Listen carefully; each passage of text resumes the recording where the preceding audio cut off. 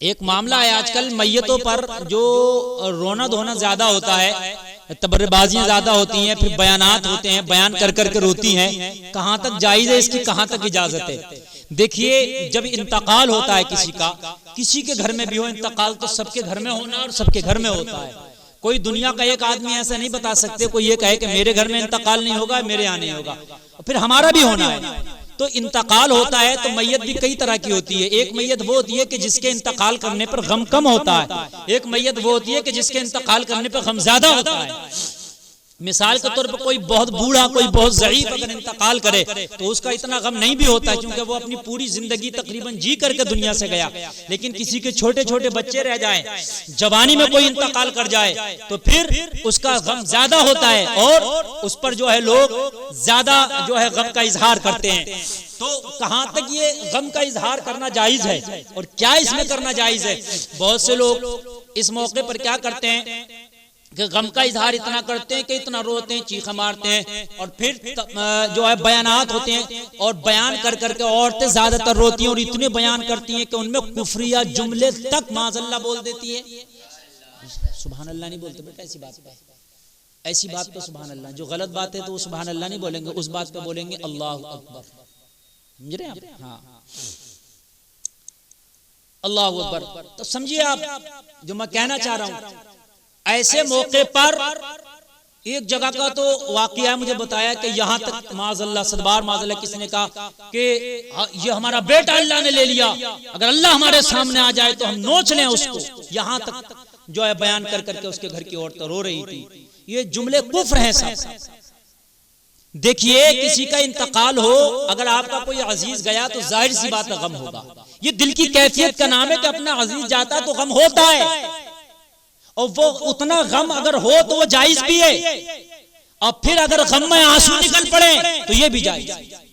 اگر غم میں کسی کا انتقال ہو گیا، میت جنازہ گھر پہ ہے اور آپ کے آنسو نکل پڑے غم میں اندر سے تو وہ بھی جائز ہے، لیکن چیخیں مار مار کے، بال جو ہے آپ کے کھل جائیں، بال کھول کے اور رونا اور بیان کر کر کے رونا، تبرے بازیاں کرنا، یہ جائز نہیں۔ سمجھ رہے ہیں آپ؟ بہت زور سے چیخیں مارنا وہ جائز ہے۔ اس بات کا خاص خیال رہے، غم میں آنسو نکل آئیں یہ تو جائز ہے، یہ انسان کی فطری چیز ہے، یہ فطری بات ہے کہ کسی عزیز کا انتقال ہو تو آنسو اس کے نکل سکتے ہیں۔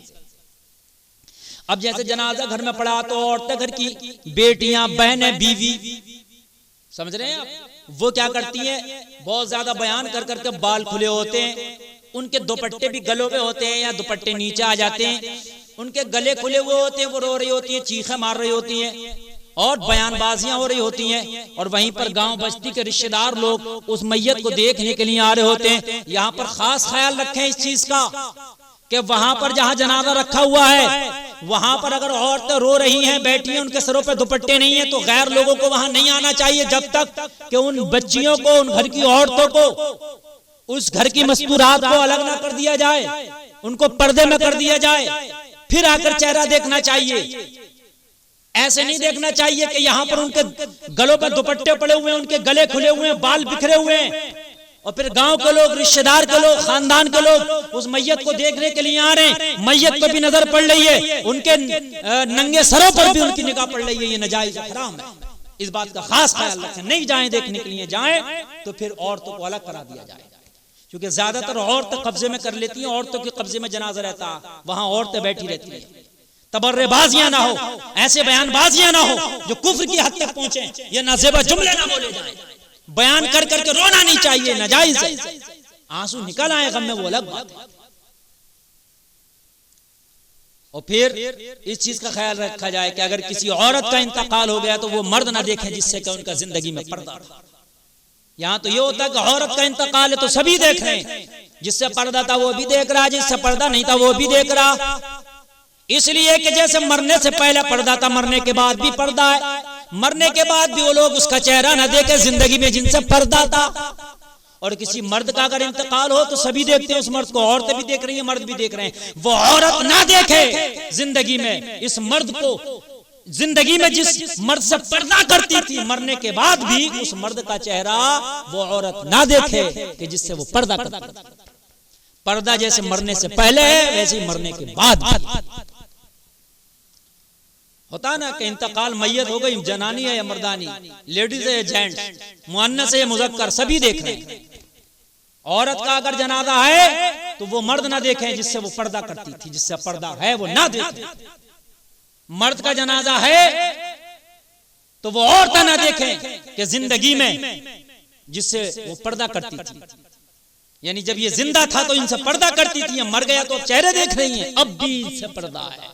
خاص خیال، اور گھر میں ایک دم نہ جائیں، اس لیے کہ اس گھر کی بچیاں مستورات، اس گھر کی عورتیں بیٹھی ہوتی ہیں، غم منا رہی رو رہی ہوتی ہیں، تو وہاں ان کے سروں پہ دوپٹے تک نہیں ہوتے، تو وہاں ایسے ہی پہنچ جاتے ہیں دیکھنے کے لیے۔ اس چیز کا خاص خیال رکھنا چاہیے۔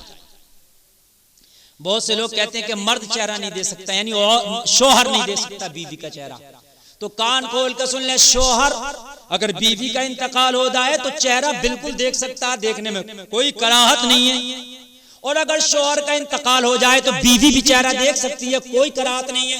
بہت سے لوگ شوہر کا انتقال ہو جائے تو بیوی کو نہیں چہرہ دیکھنے دیتے ہیں، بیوی کا انتقال ہو جائے تو شوہر کو نہیں چہرہ دیکھنے دیتے ہیں۔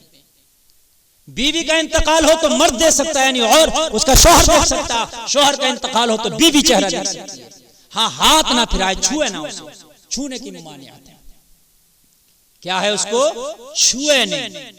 قبر میں بھی اتار سکتا ہے شوہر اپنی بیوی کو، قبر میں اتارنا چاہے تو بالکل اتار سکتا ہے، کاندھا بھی دے، چہرہ بھی دیکھ سکتا ہے۔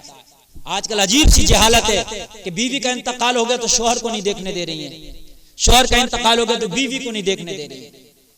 بیوی کا انتقال یا شوہر کو ایک دوسرے کو دیکھ سکتے ہیں، حد تو یہاں تک ہے اگر کوئی غسل دینے والا نہ ہو تو شوہر اپنی بیوی کو غسل بھی دے سکتا ہے، ہاتھ پر کپڑا باندھ، کوئی نہ ہو تو اس صورت میں۔ لیکن بہرحال چھونے کی ممانعت ہے کہ اس کو چھوئے نہ، دیکھ سکتا ہے۔